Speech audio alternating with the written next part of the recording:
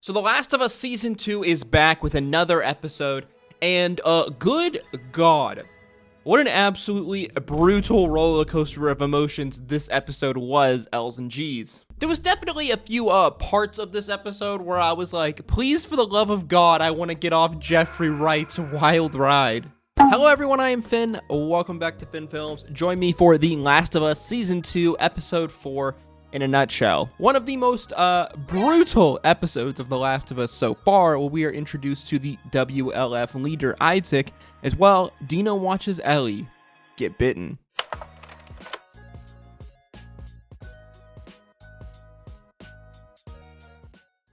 So last time on The Last of Us, Dina and Ellie set out for Seattle to avenge Joel and kill Abby. On the road, they find a killed party of Seraphites, a fanatical religious group and faction that we've been introduced to in Episode 3. Ellie and Dina finally arriving in Seattle, unaware of how heavily armored the WLF faction that occupies much of Seattle really are. Season 2, Episode 4 starts out with a flashback to 2018 Seattle, which, for some context, according to the show, takes place 11 years prior to the events of Season 2 so far. As well, for context, the virus outbreak in the show took place in 2003, and the events of Season 1 took place in 2024, with the events so far in Season 2 taking place in 2029. We see a group of the Seattle Fedra agents driving down the road, one of them being a major jackass, bragging about how they usually treat the remaining population within the city. The organization taking the people's right to vote and just generally harassing and abusing them. Here we are introduced to an iconic character from The Last of Us, one of the soldiers, who is revealed to be Isaac, the man who will become the leader of the Washington Liberation Front, aka the WLF, the Wolves. Isaac is a former Marine, and the show portrays him as a disgruntled member of Fedra, who has grown to despise how his fellow soldiers treat the people that they are supposed to be protecting. The truck is then stopped by a group of angry civilians, Isaac stepping out and going alone to speak with them, when he stops, turning and taking one of the Fedra agents with him, a young man who we see is still inexperienced and who hadn't been completely corrupted by the other officers and the culture of Fedra yet. To our shock, we see Isaac turn, walking back to the truck, tossing 2 hand grenades inside, killing everyone and then shooting the driver. Isaac deciding to join the growing resistant forces of the WLF, and telling the young Fedra soldier that he has to make a decision right now on what side he is on. We fast forward back to the present time as we watch Ellie and Dina scrounging a building for medical supplies. Dina finding something that she was looking for, but they very sneakily hide what this item is, only giving us a teaser. Ellie and Dina ride out, passing through a gay pride street in Seattle before society is completely collapsed. Ellie and Dina being completely oblivious to anything that has to do with pride and the symbolism, whether it's the rainbows or the flag, as again, they were born 6 years after the virus had first spread. And they would have no reference for any cultural signs, anything of cultural significance having to do with pride. This scene as well obviously foreshadowing the continued teasing romance between Ellie and Dina. The girls see a TV station marked with the WLF sign. Dina, being the voice of reason to Ellie, says that they probably shouldn't try to sneak in during broad daylight. The two holding up in a music store where we get a really iconic optional scene from The Last of Us 2, the video game, where Ellie finds an acoustic guitar that was stored in an amazing condition, Ellie playing Take On Me by a-ha. All the while, Dina watches on, the music making her emotional. Again, this is a pretty iconic scene from the video game, as well. It is obviously super freaking cute, and they did a really awesome job, in my opinion, really replicating this scene so loyally. Basically, frame for frame down to the scene that was in the video game. And I actually applaud them as well for even putting this scene within the show, as again, it was optional. We then flash over to Isaac, who is now much older and a very much changed man, warming up a pan and reminiscing about his life before the infection began. Then it is suddenly revealed that he is heating up this pan to, let's say, persuade a member of the Seraphites that they have captured to give him information on their whereabouts and where they are going to attack next. Now, this scene is absolutely brutal, I think is a pretty accurate way to describe it, and is easily one of the harder to watch scenes within all of The Last of Us so far. And the very clever way that they teased this scene out, with Isaac having this monologue to this person that's not on the camera, only to hit us with this absolutely brutal reveal. This scene was just overall absolutely fucked And I kind of loved it. We also really get a glimpse about how just like completely far gone both the WLF and the Seraphites are. It's just how absolutely nuts these two groups and their conflict has grown. The Seraphite having completely undying loyalty to his group and his belief in the Prophet, while Isaac has lost all sense of that morality that we saw in the old younger him. Though it definitely should be said that both of these groups are like completely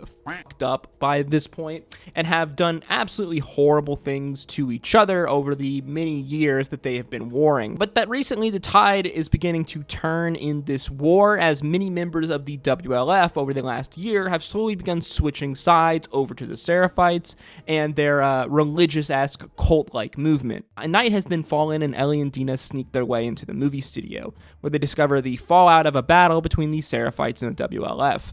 In another absolutely brutal scene where Ellie and Dina discover bodies of the WLF members strung up and cut up. Yeah, the showrunners really jerk your emotions all over the place in this episode. A group of WLF members arrive to clear out the building, discovering the brutal scene and ordering the other members to kill any Seraphites inside. Ellie ambushes killing one of the WLF members, Dina running down a fire escape, Ellie following. They are chased by the WLF down the streets of Seattle, the two shimmying their way into the Metro Underground system. The WLF follows them down, dropping flares while Ellie and Dina hide. As to everyone's horror, we begin hearing sounds of the infected. The sounds growing louder as a horde bursts through, running at the WLF members.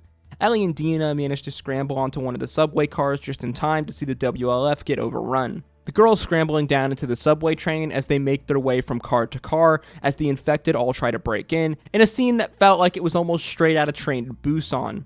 Side note, they absolutely killed the suspense and horror vibes in this episode. I was very much on the edge of my seat for most of this episode, and I think a lot of that really came down to the horror music and the tense, really nerve-wracking music that they used. Like when that violin first began to kick in and slowly kind of escalate throughout the earlier kind of tense moments of these scenes, I was absolutely losing my shit. After several close calls, the girls managed to get away, the two getting stuck in the subway rusted turn gates. Ellie reaching out and saving Dina from an infected, but she is bit in the process. Obviously, this is a pretty massive deal. Dina has no idea that Ellie is immune and is like, holy fuck, I'm gonna have to kill my best friend and the person that I very obviously have some deep feelings for. The girls manage to escape, taking refuge in a theater where Ellie finally realizes that Dina has a gun pointed on her, as she begins to try to explain that she is immune and to please, for the love of God, not shoot her. Ellie saying she's gonna fall asleep in a chair and for Dina to just watch over her the next few hours and see that she doesn't turn and that she is telling the truth. Ellie wakes up a few hours later, giving Dina a little jump scare, Dina accepting that Ellie is in fact somehow immune, Dina dropping her own secret onto Ellie as she tells her that she is pregnant with Jesse's baby. Dina kisses Ellie and, well, you know, they do a little fucking around. I love Dina just accepting that Ellie is telling the truth and that she must be immune and then hitting her with her own secret in that moment. This reveal in the way that Dina just says, I'm pregnant, made me laugh out loud, but it does make a lot of sense. Like when you go from accepting that you're going to have to kill this person that you very much really care about to all of a sudden them being okay and the relief that kind of washes over you. It finally being revealed that the item that Dina took earlier on in the drugstore was pregnancy tests. Pee on it? That's how it works. I don't just randomly piss on stuff. Oh, okay. Ellie then hitting us with probably one of the best lines of the entire episode. I'm gonna be a dad. Ellie and Dina are very much deeply in love with one another, and now that they have finally admitted it, this has drastically shifted their relationship, their dynamic for the rest of the show. Especially when you consider the absolute insanity and the sheer amount of danger that the two girls are about to go through together to avenge Joel, but the dynamic of their relationship, now being, lovers, being partners, has drastically changed how they are going to have to approach many of these risks. Obviously, as well, this is a pretty damn cute and adorable love story. However, rip my boy Jesse. Ellie and Dina hear WLF members on their radio, hearing the name Nora in a location, Lake Hill. Nora being one of the Fireflies who was with Abby when she killed Joel, and who likely has information on where Abby is. The two heading outside to get their bearings, where in the distance they see open warfare on the streets of Seattle. The girls realizing that the building that they need to go to, Lake Hill, is on the other side of this fighting. Dina taking Ellie's hand, promising her that she will face this together with her as Season 2, Episode 4 of The Last of Us comes to an end. Okay, so where do we really start with this episode? Episode 4 to me, I think, really kind of embodies this primary theme of Season 2 of The Last of Us, or, The Last of Us Part 2, the video game, this theme of cyclical violence. Season 2 is very much more a kind of primary focus on the world, the state of humanity in this post-apocalyptic world, 20 plus years, 25-ish years, if I'm remembering correctly, after the kind of fall of civilization and the reign of the cordyceps virus. Now, this kind of focus on the post-apocalyptic world, the kind of fall of civilization and morals and ethics in humanity is a very common trope within kind of the zombie apocalypse, and it is touched on in Season 1 to a varying amounts of degree, but it really is kind of the primary focus for Season 2 in combined again with this kind of cycle of violence. Now, this is something that I've talked about at length in my other Last of Us videos for Season 2, but I think we really see it kind of put on display here, this cycle of violence and this kind of fall of morality within humans in this post-apocalyptic world in this episode. Hence why this episode was so goddamn brutal. Which also makes it funny, as this brutality and this violence is very much juxtaposed with this happy, relationship, this moment of love and coming together between Ellie and Dina, which is played out throughout this entire episode. We very much kind of switching back and forth from this very kind of wholesome love story moment, ultimately ending off at the very end of our episode here with this constant moments of brutality, whether it's Isaac's treatment and his interrogation of the Seraphite, mirrored with the the ongoing war between these Seraphites and the WLF, and the ultimate, constant threat of the cordyceps zombies. This ongoing war between the Seraphites and the WLF is kind of a, primary example of the cycle of violence. It very much embodies it. We even see it in this conversation between the Seraphite and Isaac, both of them, basically acknowledging that there wasn't really a real start point for the war. The war had been going on for so long. So many of both sides had committed so many atrocities towards each other that there was an endless amount of justification for violence onto the other side. Meaning at this point, it's basically who will wipe out the other first. This is the primary theme of The Last of Us Part 2, The Last of Us Season 2. Again, the cycle of violence taken to like the nth degree. When we narrow it down into the true human form, we have the story of Ellie and Abby and Joel. I mean, how many times have I said this? But Abby as a character was very much created by Joel and Joel's actions, saving Ellie at the end of Season 1, at the end of the first video game. If it wasn't for Joel's inability to own up to his actions, the character of Abby, as we know her, would have never been created.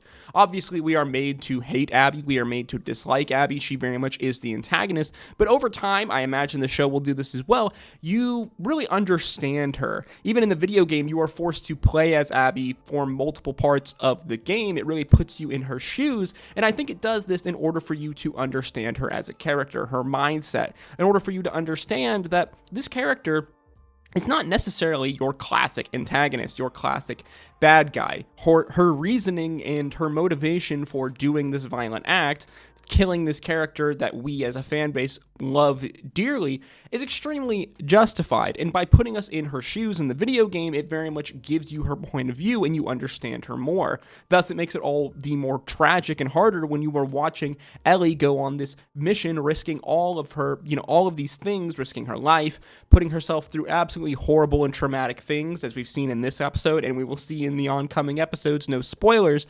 to ultimately get revenge. Again, we've seen what happens when you can't forgive, when you can't move on, which ultimately ends up being the Seraphite and WLF War, a war that has lasted over 10 years, if I'm remembering correctly, and has led to, all sorts of atrocities and all sorts of, many, many people dying. Hence why this episode was so brutal. It just shows you the stakes that are ultimately at play here, especially in this post-apocalyptic world, and how someone like Isaac, someone who is presented in the flashback as a morally pretty good character, someone who has seen a group that he was a part of do horrible, immoral things and wants to fight against it. But now, all of these years later, 11 years later, we've seen that he has very much become the same Fedra agent. He's become this immoral person who is willing to do absolutely horrible things, and he justifies them, through an us versus them mentality.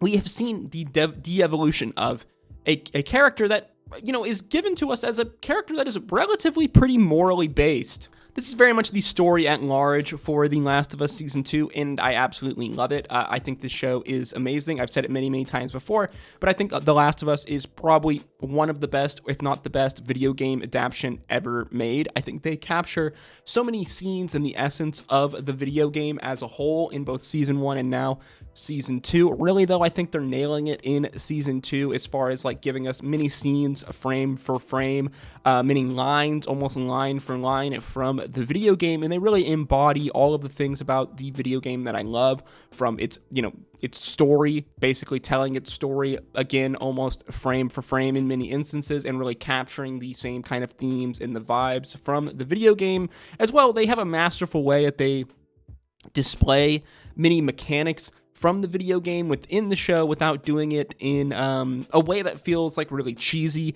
and feels really obvious, something that many other video game adaptations, specifically live actions, really just haven't learned yet in Hollywood. Overall, I'm absolutely loving The Last of Us Season 2. Things are only going to get more brutal, though, as we get further on into this season. There is some really dark moments ahead for our two heroines here, for Ellie and Dina, and if this episode was anything to take from, they're definitely not pulling any punches in the future of The Last of Us Season 2. As always, though, guys, with these videos, these are just my thoughts and opinions, so feel free to let me know yours in the comment section down below. What did you think of The Last of Us Season 2, Episode 4, and all of those insanely brutal, horrible moments, as well as the introduction of one of the, probably one of the best and most interesting characters from Last of Us 2, the video game, Isaac, the leader of the WLF. If you did enjoy this video, then want to check out some of my Last of Us or other content on screen now. And as always, I hope to see you in the next one, guys. Stay safe out there.